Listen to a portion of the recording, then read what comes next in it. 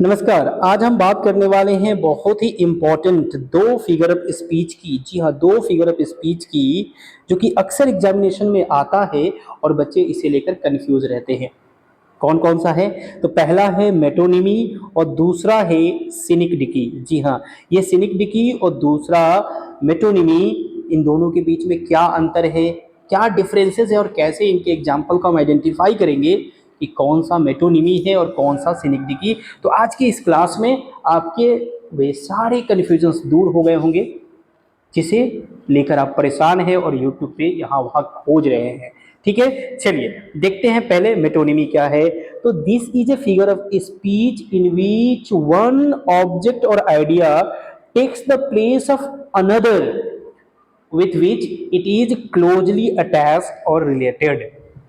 यानी हम कह सकते हैं कि अगर सेंटेंस में किसी ऑब्जेक्ट या आइडिया को डाला गया है, जैसे कि मान के चलो इस सेंटेंस में द चेयर को बोल्ड किया गया है, द चेयर को डाला गया है, तो इसका मतलब नहीं है कि भाई चेयर का मतलब यहाँ हमने कुर्सी की बात की है, ऐसा बिल्कुल नहीं है। अब वो कुर्सी जिस चीज को रेफर कर रहा होगा, जिससे वो रिलेटेड होगा, उसकी बात इस सेंटेंस में की जाएगी। इसमें कुर्सी का अर्थ उससे निकलेगा। साधारण अर्थों में अगर क्राउन के हैं तो क्राउन का मतलब अगर ताज है तो यहाँ ताज का मतलब मुकुट नहीं कह रहे हैं। तो क्या कह रहे हैं, थोड़ा सा समझिएगा। कह रहे हैं द प्रीफिक्स मेटा, जैसे मेटोनिमी में जो मेटा मीन्स सब्स्टिट्यूशन, मतलब कि दूसरे के बदले में प्रयोग होना, उसको हम कहते हैं फिगर ऑफ स्पीच। अगर इस डेफिनेशन को इजी वे में कहें तो कह सकते हैं metonymy is a figure of speech where a word और phrase is replaced by another closely related to its meaning. मतलब उसके मीनिंग से जो क्लोजली रिलेटेड है उससे उसको रिप्लेस कर देना।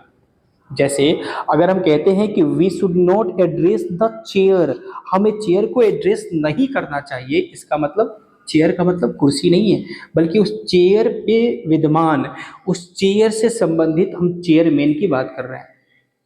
किसकी बात कर रहे हैं सर? हम चेयरमैन की बात कर रहे हैं। उसी प्रकार से अगर कोई कहता है क्राउन, तो क्राउन का मतलब राजा या रानी की बात हो रही है, वहां के मोनार्क की बात हो रही है। अगर कोई कह रहा है बेंच या पैनल, तो यानी कहने का मतलब बेंच या पैनल जजेस के समूह को कहा जाता है, जजेस को कहा जाता है।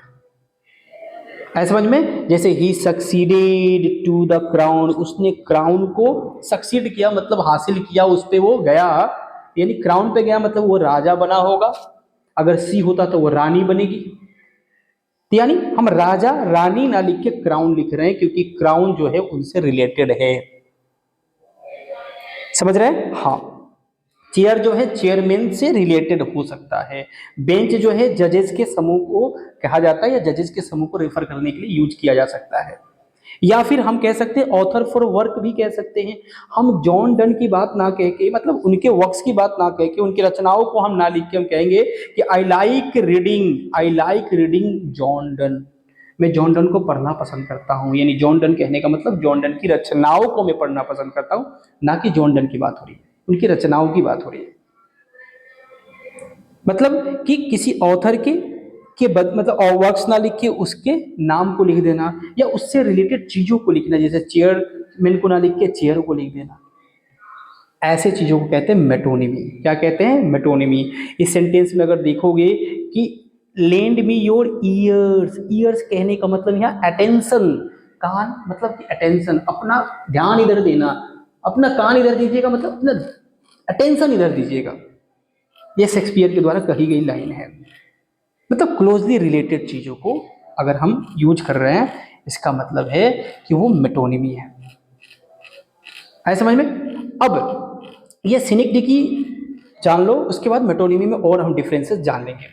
सिनिक-डिकी क्या कह रहा है कि it is a figure of speech in which a part is made to represent the whole और वाइस वर्सा। मतलब किसी एक भाग का प्रयोग करना पूरे भाग का, पूरे शरीर का बात करने के लिए, होल का बात करने के लिए एक पार्ट का यूज करना, या फिर होल का यूज करना एक पार्ट को रिप्रेजेंट करने के लिए, इसको कहते हैं सिनेक्टिकी। सिनेक्टिकी क्या विशेष है? तो सर जैसे हम कह रहे हैं कि आज मैंने 4 व्हीलर खरीदा है, तो 4 व्हीलर खरीदा है इसका मतलब क्या? 4 चक्के खरीदे हैं। मैंने आज 4 व्हीलर्स खरीदा है यानी 4 चक्के खरीदे हैं। क्या? तो नहीं, मतलब एक गाड़ी खरीदी है जिसमें 4 चक्के होते हैं, है समझ में। जैसे he is moving on new wheels these days, वो नए चक्कों पे आजकल घूम रहा है, नहीं बल्कि गाड़ी पे घूम रहा है। तो यहाँ कहने का मतलब क्या है कि उसी का पार्ट यूज किया हमने होल बताने के लिए, मतलब गाड़ी में चक्के होते हैं, है ना, गाड़ी में स्टीयरिंग होता है, गाड़ी में और भी बहुत सारे पार्ट्स होते हैं, लेकिन हम उसके पार्ट की बात कर रहे हैं, चक्के की बात कर रहे हैं, मतलब होल बॉडी, होल गाड़ी की बात ना किया कि उसी का पार्ट चक्के की बात कर रहे हैं, तो इसको कहते हैं सिनिक डिकी। मतलब होल को रिप्रेजेंट करने के लिए हमने उसके पार्ट का यूज किया। जबकि यहाँ अगर आप देखोगे तो यहाँ उससे रिलेटेड चीजें हैं। चेयरमैन का ये शरीर का हिस्सा नहीं है, राजा रानी के शरीर का हिस्सा नहीं है, बल्कि उनसे रिलेटेड है, ये मेटोनिमी कहता है। और यहाँ सिनिक्टिकी कहता है कि उसी का अंश होगा, है समझ में। जैसे the western wave was all a flame, ध्यान दीजिएगा, the western wave was all a flame, wave बराबर यहां ओशियन। अब ओशियन मतलब समुद्र होता है, और समुद्र में ही लहरें होती है, वेव होता है, तो उसी का हिस्सा यूज किया हमने उसको रिप्रेजेंट करने के लिए, मतलब कि पूरे समुद्र को रिप्रेजेंट करने के लिए, होल को रिप्रेजेंट करने के लिए हमने उसका एक पार्ट यूज किया सर।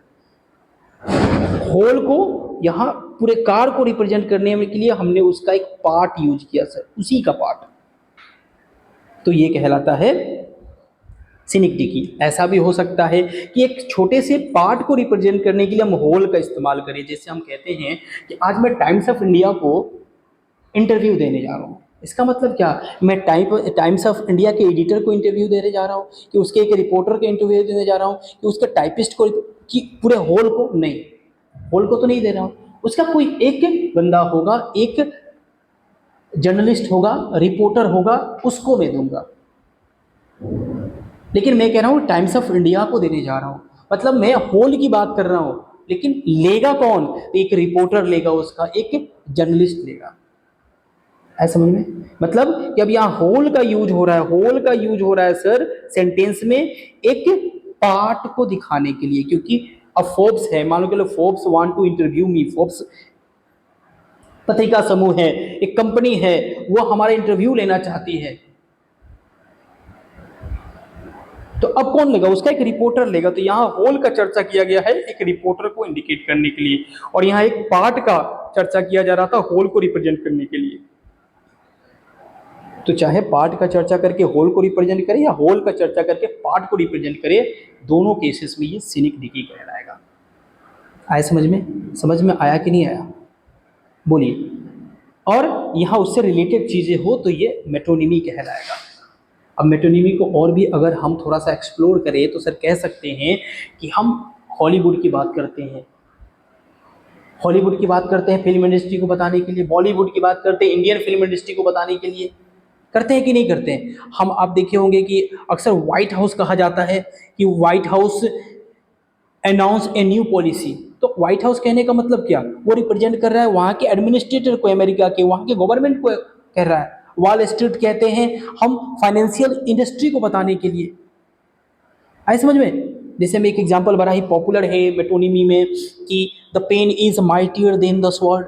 अब यह पेन कहने का मतलब राइटर, और स्वॉर्ड कहने का मतलब वॉरियर, तो उसके शरीर का हिस्सा नहीं है राइटर के, बल्कि उससे रिलेटेड है पेन। स्वॉर्ड तलवार जो है वॉरियर से, योद्धा से रिलेटेड है, उसके शरीर का हिस्सा नहीं है। तो जब शरीर का हिस्सा हो, उसी का अभिन्न अंग हो, या उसी के अंदर आया हो, तो वो होता है सिनिक डिकी, और जब उससे रिलेटेड हो तो वो होता है मेटोनिमी। मेरा वीडियो अक्सर थोड़ा सा लंबा होता है लेकिन फायदेमंद होता है, ध्यान रखिएगा। उसी तरह से यहाँ कह रहे हैं कि England lost by 6 wickets, England बराबर क्या, द इंग्लिश क्रिकेट टीम। अब इंग्लैंड के ही अंदर ना आएगा English cricket team. United States took gold medal, home gold, took home gold, अच्छा गोल्ड लेके गए घर वो। तो यहाँ यूनाइटेड स्टेट्स कहने का मतलब यूनाइटेड स्टेट का, यूएस का कोई एक टीम होगा सर, यूएस का टीम। तो पूरे होल में, होल को रिप्रेजेंट करके हम एक पार्ट की बात कर रहे हैं, तो ये होता है सिनिक डिकी। सिनिक डिकी में हो सकता है कि अगर पार्ट का यूज करके होल को बताएं, और होल का यूज करके पार्ट को बताया, ये दो तरह का होता है, एक माइक्रो होता है और एक मैक्रो होता है। एक मैक्रो होता है, जो माइक्रो होता है सर, इसमें क्या होता है, a part of something is use to represent the whole, मतलब छोटा से बड़ा की तरफ जाएंगे तो माइक्रो, और जब बड़ा से छोटा की तरफ जाएंगे तो ये macro. The whole is represent to use a part of something, ये दो तरह का होता है, आए समझ में। और यहाँ जो है इसके बीच का अंतर दे रखा है हमने, जो कि आपको समझने में हेल्पफुल होगा, लास्ट में है देख लीजिए। Metonymy and synecdoche are both literary devices that uses one word to stand in for another, दोनों एक दूसरे के मतलब एक दूसरे के लिए आता है। The main difference between the two is that metonymy uses a related word to symbolizes, while synecdoche uses a part of something to represent the whole। यानी रिलेटेड वर्ड और change of name to symbolize करने के लिए metonymy, whole two part को करें या part से whole की करें वो सिनेक्टिकी होता है। Please give me your hand, hand दीजिए इन लिफ्टिंग द बॉक्स, तो हैंड बराबर यहाँ हेल्प हो गया, तो ये मेटोनिमी हो गया। We are planning to hire some more hands, अब यहाँ कुछ हैंड्स हायर करने की बात कर रहे हैं, तो क्या हेल्प हायर करने की नहीं, कुछ बंदे जो कि काम करने के लिए, चाहे पीपुल हो, एम्प्लॉय हो, वर्कर्स, तो ये सिनेक्टिकी हो गया, क्योंकि यहाँ हैंड व्यक्ति का ही अभिन्न अंग के रूप में यूज हुआ है। तो एक वर्ड अलग अलग सेंस में यूज हो सकता है, तो जब सेंस के हिसाब से देखेंगे, समझ रहे हैं, यहाँ व्यक्ति का सेंस दे रहा है इसलिए सिनेक्टिकी, और यहाँ हेल्प का सेंस दे रहा है इसीलिए मेटोनिमी हुआ। तो ओवरऑल यहाँ दी एंड होता है ये वीडियो, है ना। मुझे उम्मीद है कि ये वीडियो आपके लिए कारगर होगा और आप हद तक इसे से आपका कन्फ्यूज़न दूर हो गया होगा। Okay, good bye.